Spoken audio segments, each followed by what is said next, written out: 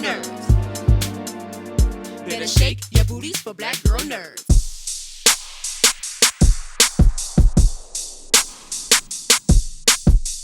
Clifford, are you ready for your interview?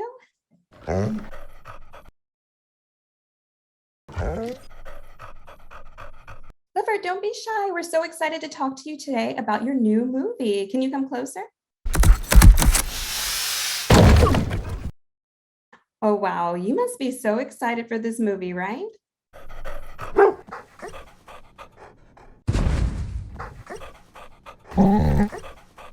Can you show us any cool tricks?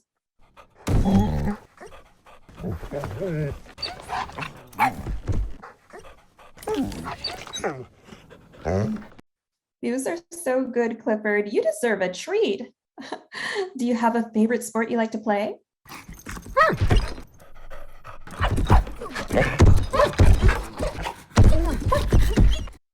I like to play soccer too. Maybe we can play together. Can you tell us when and where everyone can watch Clifford?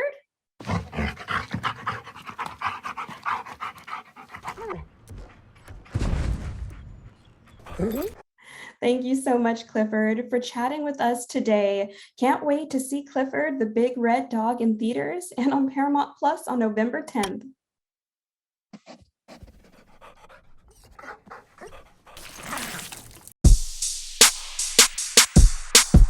Hi, Tony. How are you doing? Hey, Danielle. Way to step it up and wear red. I should have worn red. I don't know why I wore blue.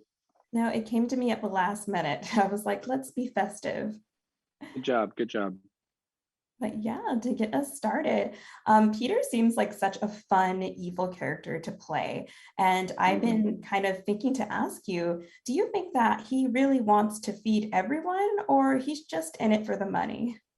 He's just in it for the money.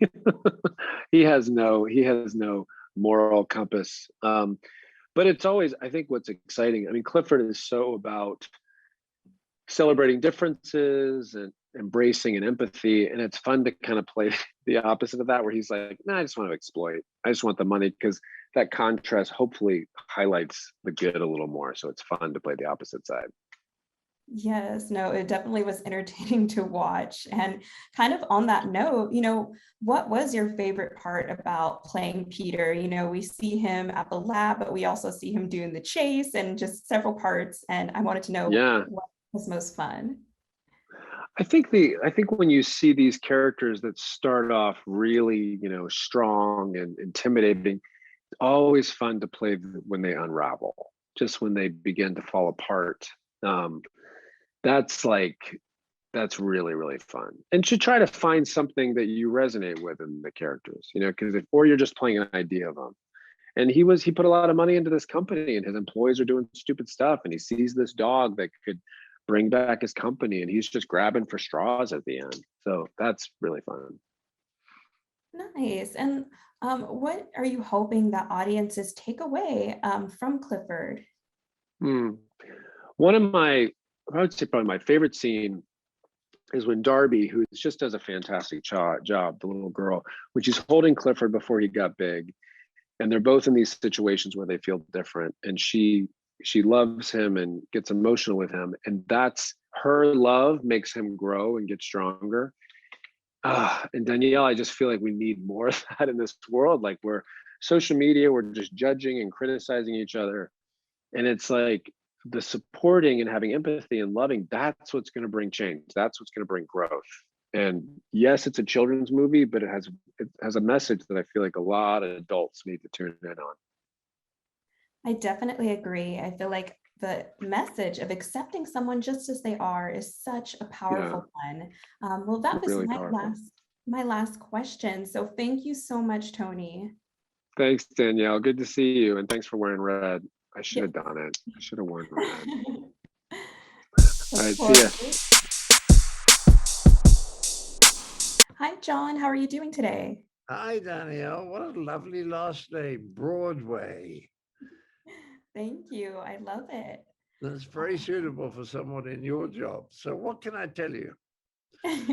Well, we can get started by me asking, What ways do you believe that Mr. Bridwell is a great role model? Well, I think the thing about him is that you immediately feel comfortable around him. He's gentle and he's kind. You know, when they talked about a gentleman, it used to mean that, a gentle man, a man who had good manners and treated people with respect. And I think that's true of Bridwell. I think he's kind and he's gentle, and that makes you trust him. And then in addition to that, I think he's quite wise. I think he's watched people and he understands how people work. And I think he knows intuitively what people need to do to get the best out of their lives.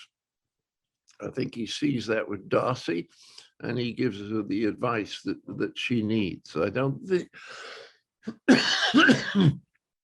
I don't think the fact that Clifford is getting big should be taken literally. I think what he's getting big is the confidence to be himself. No, I definitely agree. And kind of going to my next question, we see in the movie that he wants people and animals to be accepted just the way that they are.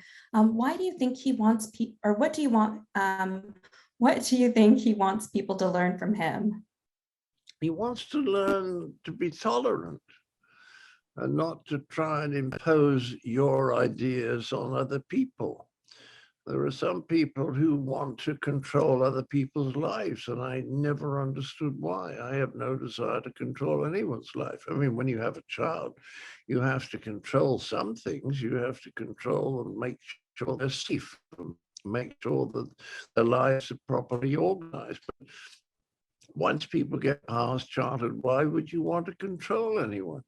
And if you've got a team to get together, you don't want to control the team. You want to encourage the team and to use the talents of the team in the best possible way. But that's different from just controlling them, because if you control them, then you're a know-it-all. You know how it has to be done, and you're not interested in what they have to contribute. You just tell them, and then you control them. And that simply doesn't work. It's not the best way to get the best out of people. Oh, so true. Well, thank you so much, John, and I hope that you have a great rest of your day. Thank you, Broadway. I love that. Broadway. I got to move. I got to fill. Sorry, my mind's tired. I've got a play that I'm hoping will come to Broadway next year. So you must come along. Yes, I would love that. Good. All right. Well, take care, everyone. Thank you. All right. Bye-bye. Lovely to talk to you. Hi, Darby. Hi, Jack. How are you both doing? Very good. Good. How are you doing? I'm doing fine. Thrilled to be here. So just to get us started, I have a question for Darby. So I wanted to ask, what do you think makes the love between Emily and Clifford so strong? I think the love between Emily and Clifford is so special, and Emily just doesn't have very many friends, and is struggling at school. So Clifford is her best friend, and he's all that she has right now. And so they just love each other so much because they were both found in the lonely places in their lives, and both needed to be found for each other. And I think they're just perfect for that and for each other. No, I love that. And I couldn't agree more. And my next question is for Jack. So what are some ways that we see Uncle Casey grow up throughout the movie? I think at the beginning of the film, Casey is probably someone that's quite scared of having any responsibility in his life. And over the course of the movie, he realizes that actually, he is capable of being responsible, and that it's not as terrifying as he thought. I love the trajectory of the relationship that he has with Emily Elizabeth as well.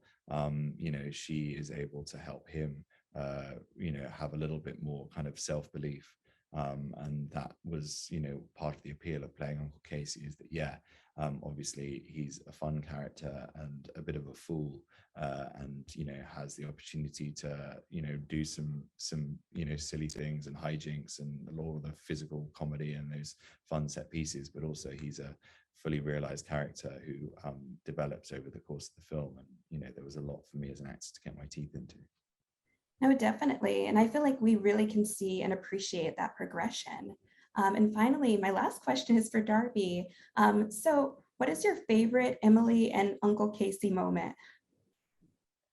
My favorite Emily and Uncle Casey moment might have to be, I think, at the end when after Emily does her like speech thing, and she's sitting on the truck, and then he's sitting there and she's kind of saying like, you know, yeah, I guess you actually have become more mature, and they're talking about what's basically how they've grown and throughout the movie and the whole adventure that just happened. I mean, flash before their eyes. I mean, they never expected that whole adventure would happen. So basically that moment, and then Emily's mom comes back and is like, "Oh my gosh, what's going on?" I think that might be my favorite moment.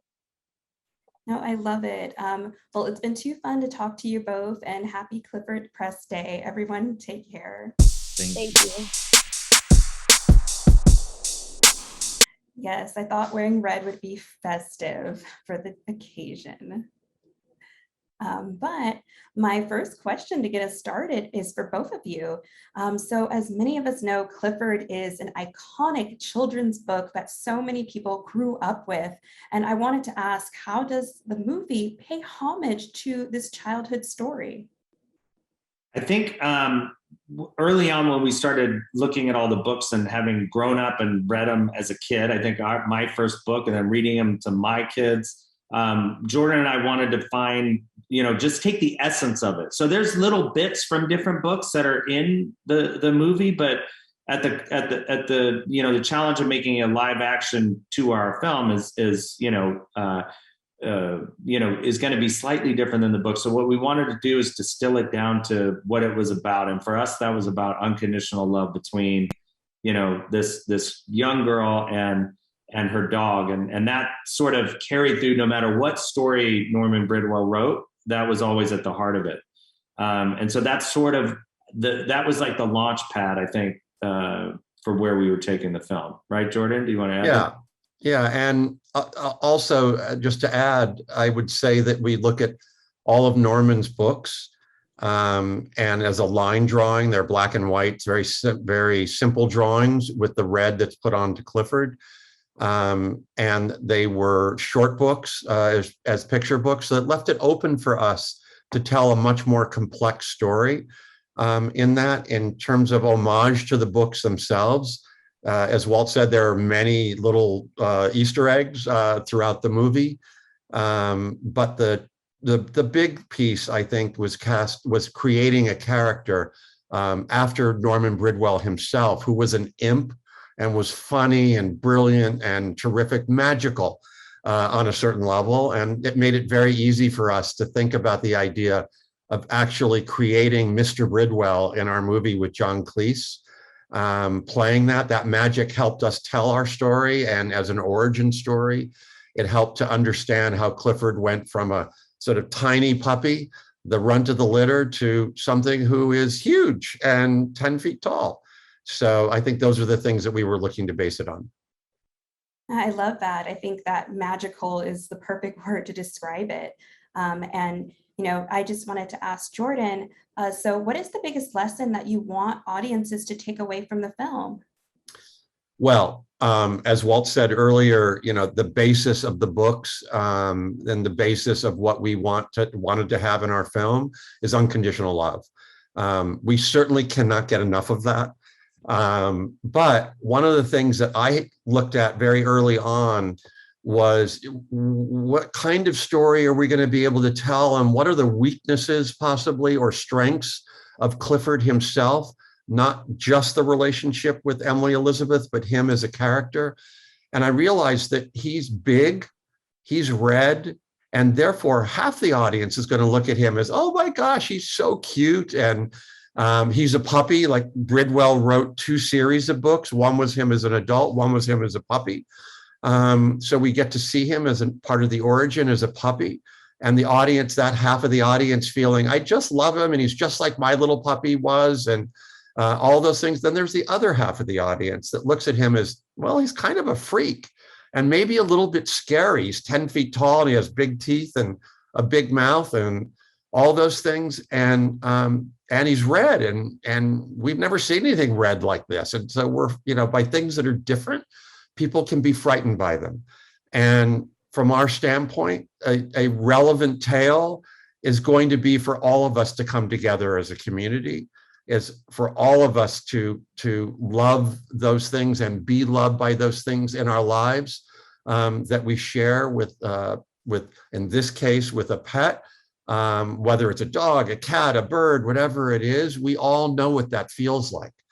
And I wanted people to, as Walt did, to come away with a much greater sense of community and a much greater sense of earning the love for things that are different, and realizing we're not different. None of us are.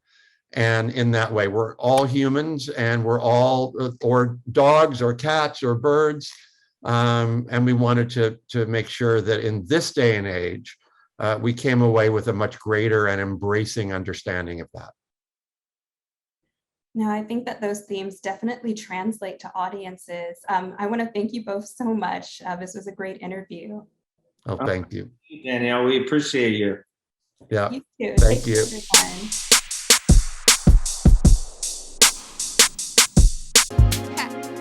Better shake your booties for black girl nerves. Better shake your booties for black girl nerves.